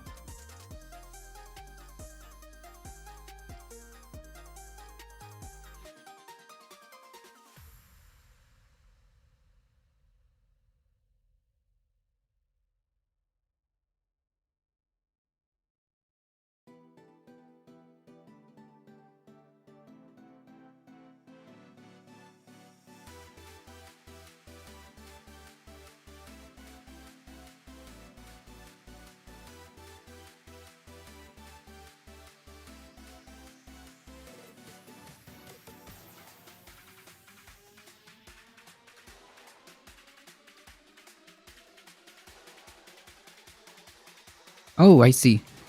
Not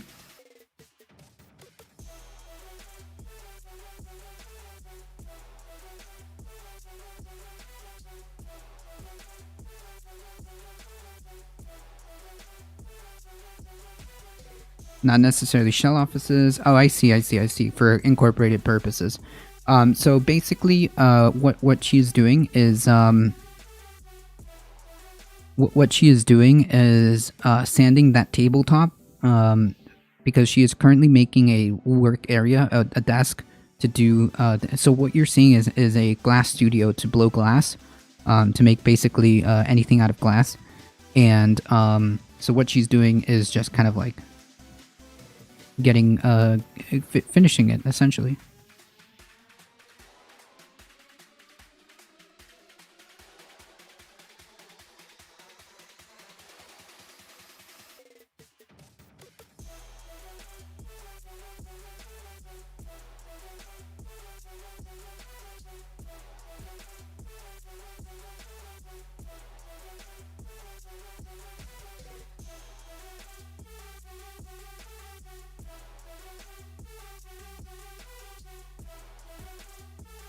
She's both.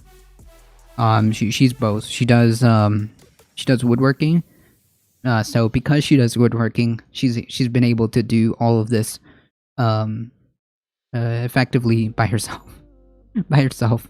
And she also works to build cabinets, and now she's getting another job, I assume something similar.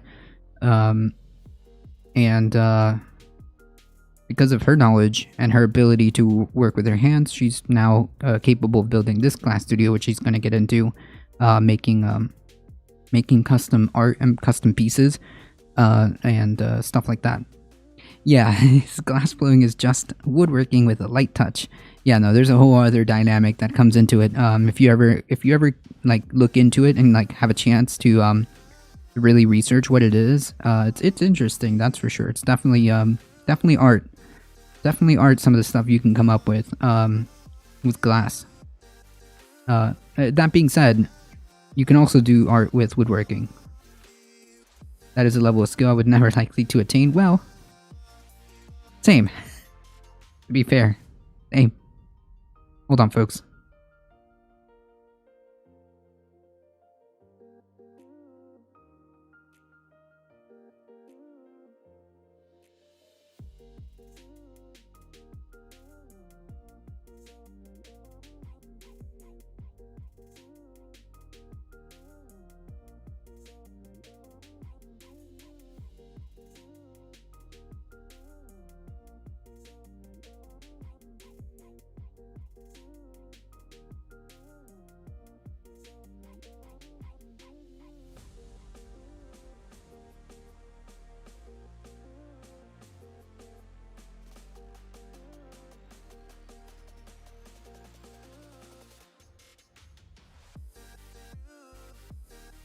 Sorry, folks. The cat wanted to get out. Yeah, I mean, if you it does take a level of skill and dedication if you want to if you want to get into it. Just like with anything really, right? Like anything that you really want to dedicate yourself to requires kind of like that level of like investment of time and whatnot. But the cool thing is, because she's so good at working, like, with tools and with working with her hands, and she's got a lot of experience under her belt, she's kind of just able to do these kind of things. So, hey, that's pretty cool. I think that's pretty cool.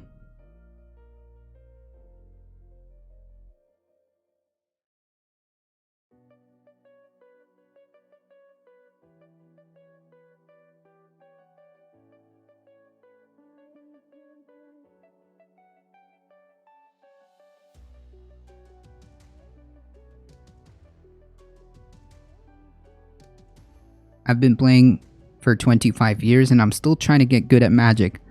Listen, all you need to do is play artifacts. Play Affinity.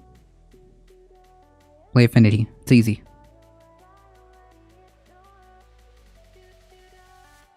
I'm kidding. Affinity is one of the toughest decks to pilot.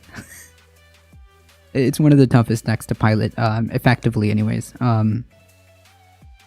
However, for some reason, I've been able to have like, dare I say, I have an affinity for playing a lot of artifacts.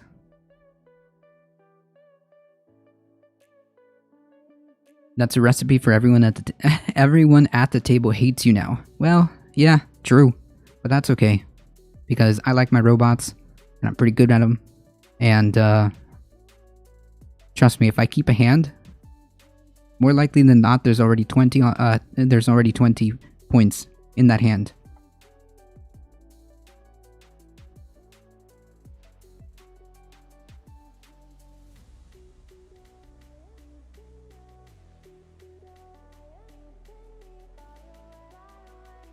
Although I must say, I am pretty salty, and I will always forever be salty that they banned Mox Opal, which is really the cornerstone of how that deck accelerates so quickly. It's one of the reasons why it can do what it can.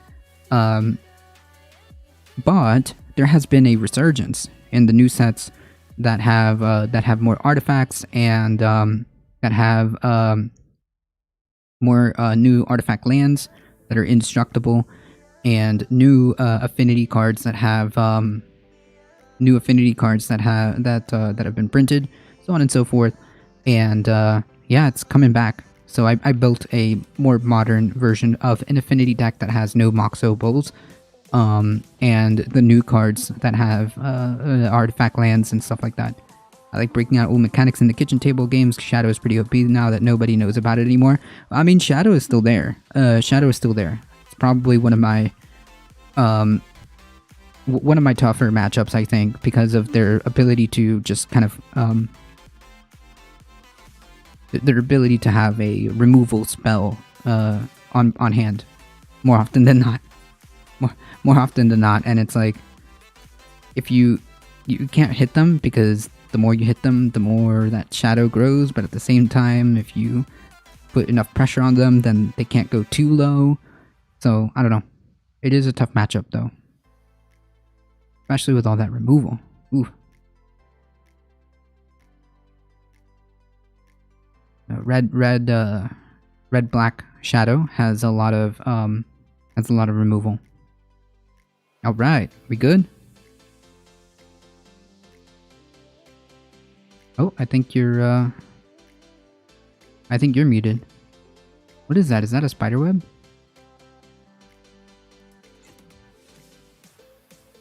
A cobweb? I can't see. It looked like dust. Oh, okay, yeah. Unmute yourself. Nice. Myself because I was younger. Right.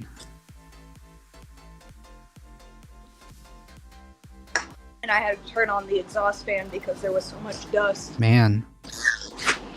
But Oh. Nice. I still need to sand some more, but that's where I'm at right now. It looks good. I like to play a lot of decks that I know I might win 1 in 20, but that was a 1 win that will always be on the edge of getting a rage quit. Yeah, I don't know. Great work. That looks awesome. Oh, and there it is. I think... Rip. I'm trying to hook up to my stereo so I can... Oh, okay. I was like, oh no. No. Alright. Maybe I can hear you now? Yeah, I think we're good. Hey, Heat, how's it going? It won't connect. What the hell? Wait, I thought you were, I thought you were hanging out at a fair or something. Do I have that correct? Sorry if I missed that, but I think you... It won't let me put the output to my stereo. Oh, that's probably Discord. And there she goes. Oh, you went on Thursday. Oh, maybe I'm just like reading, remembering old stuff that you typed. Never mind. Ignore me. Just ignore me. Oh, you just saw your gram. Oh, okay. Nice. Nice. Hope you're doing alright. Hope everyone's in your family. Hope your, Hope your, family's doing alright. Yeah, I am losing it, am I? What a mess.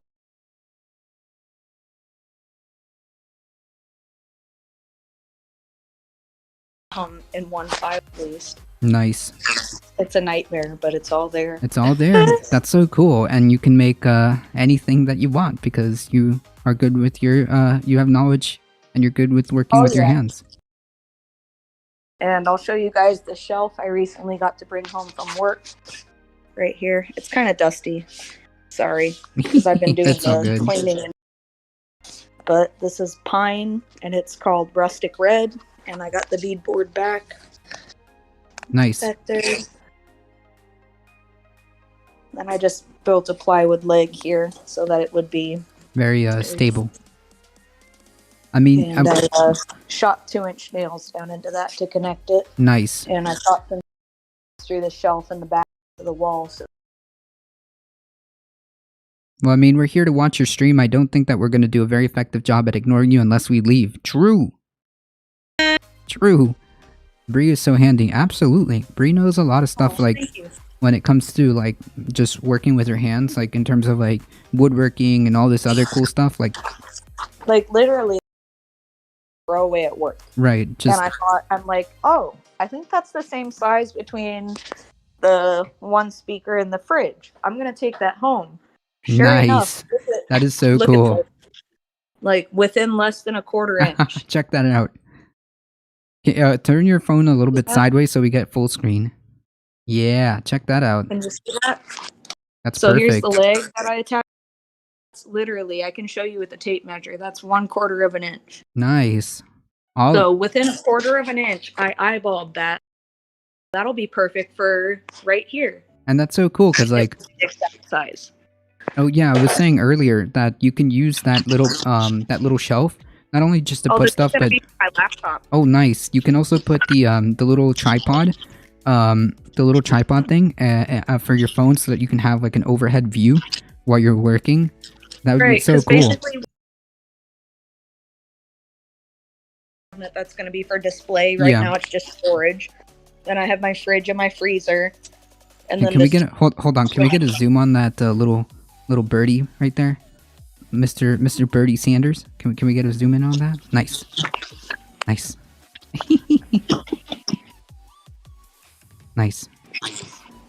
But my studio I'm gonna be putting signs up over there. Here's gonna be storage or display. Just right now it's storage because I haven't.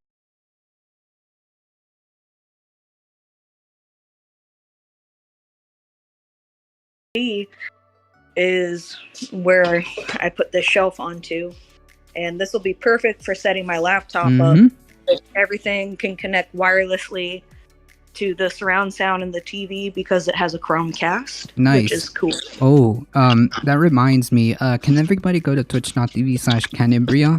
And maybe when all is said and done, maybe we can. There will be daily videos. Yeah, there can be live streams of the glass. That's so cool. That's so cool. Then over here you got all my colored glass storage. That's my small kiln. That's the start of the bench. The bench wraps around the room. Here's my torches. Then back my other toolbox and my oxygen system. Nice. Then you have this other separate room, which is going to be the cold working room, which it starts off with the first aid kits for burns. It's going to be electroforming here. I have a rotary carving tool on this side. Oh, I didn't even notice that one. A faceting machine. I put these shelves in to this dead corner with scraps from work. It looks like shit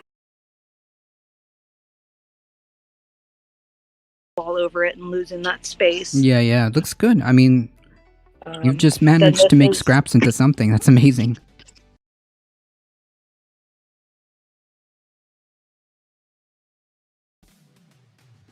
And this part, I had to box it in because it's electrical. Oof. It has to be boxed in per code. So I did that, no problem. And then over here we have a vibrating lap wheel, my top sink.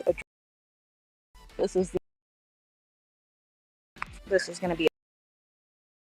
There will be a sink over here. And for right now, I have my 2 dehumidifiers working away. So yeah, Nice. it's not a huge shop. It's not the best shop, but it's pretty damn good considering what I'm working with. I would say myself. My workshop is just an old tackle box of odd beating stuff. I only need 2 things in the first aid kit: super bottle of whiskey if it's bleeding. No, no, no, no, no. And if whiskey will just treat anything else until the paramedics arrive. No, see, I have 2 lunch boxes for first aid. It's cool. One is for burns, and one is for scrapes, cuts, and lacerations. Nice. You've got So it. You got it all covered. I have zip sutures. I have an actual suture kit. I have powder to put on a laceration and then light your lighter. Yeah, up to like it what is it? Cauterize. Yes, cauterize. I've got all the different things, and let's be real. When we're off, Oh my god, yeah, I remember that. Just saying. So again, just saying, because again, she is incredibly handy.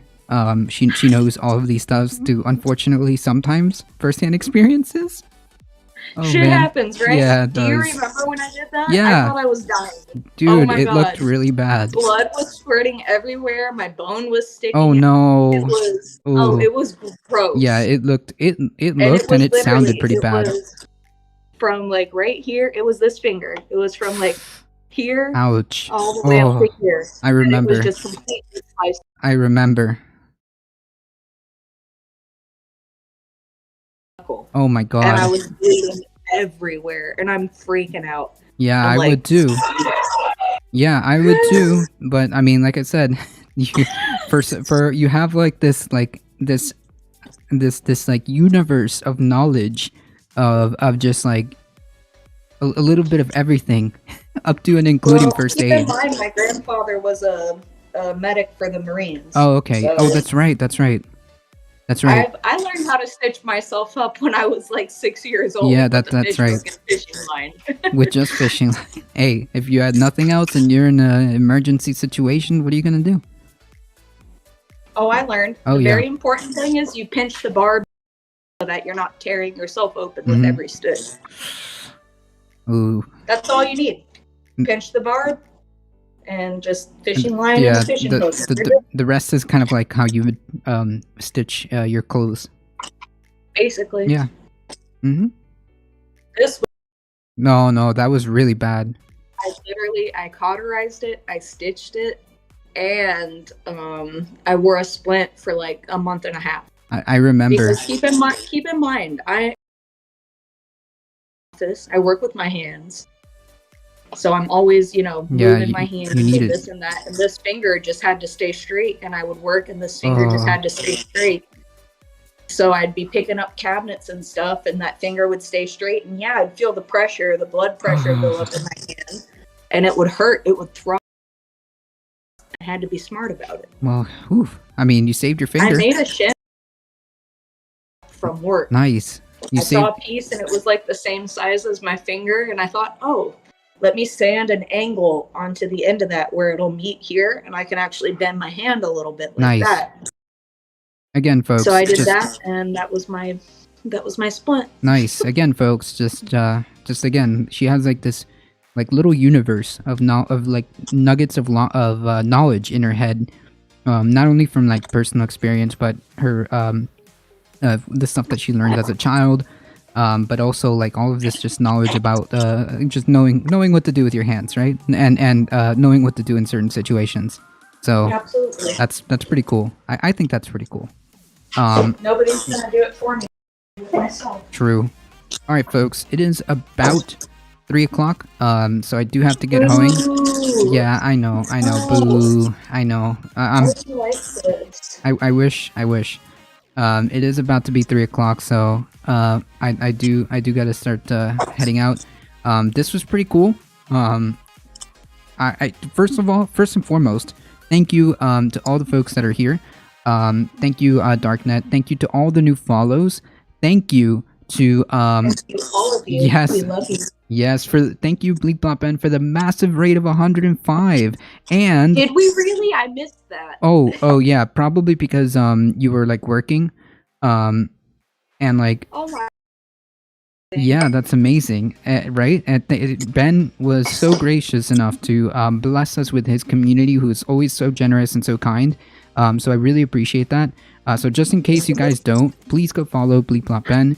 I do appreciate all of you guys hanging out here. You guys are what makes this channel grow. So please make sure you spread the word far and wide that this is a chill's place to be. We're here Monday through Thursday. True. Hey, that's what you get when you get stuck with me. Blame Ben. I'm perfectly fine with you hanging out here. Spread the word far and wide that this is one of the chillest places to be for news and politics. For news and politics, Monday through Thursday, 9 a.m. to 11 a.m. Eastern Time. And, of course, Saturdays for Saturday Caturdays, which we do about noon Eastern Time.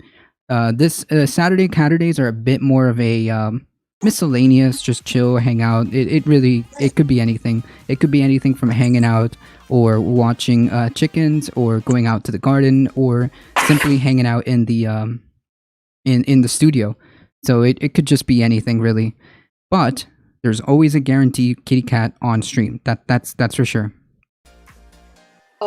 Ben's awesome and you're awesome too. Yeah, Ben's awesome. So folks, again, thank you guys so much. Thank you for stopping by, Heat. Thank you, Darknet. Thank you all for hanging out here. Thank you for all the new follows.